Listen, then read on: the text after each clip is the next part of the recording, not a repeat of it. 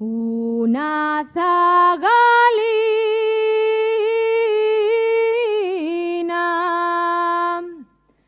que pel monte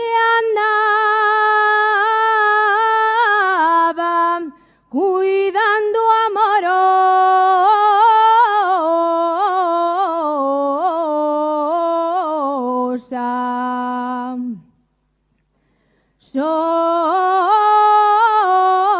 Recién vacada.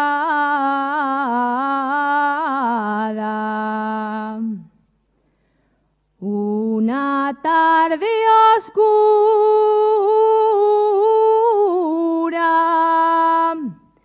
y de niebla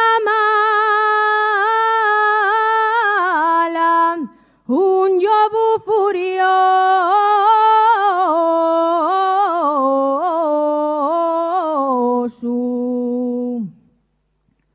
vino a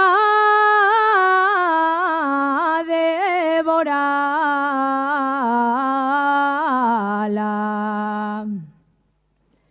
Entonces la nena dijo esta plegaria: Virgen de mi vida, Ansiel de mi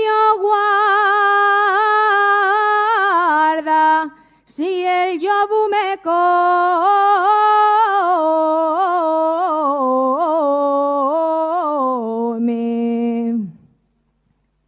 Salva tú mi alma.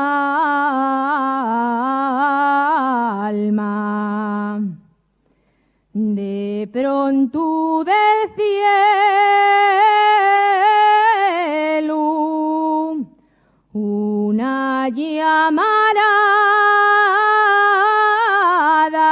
deseó muerto al llobu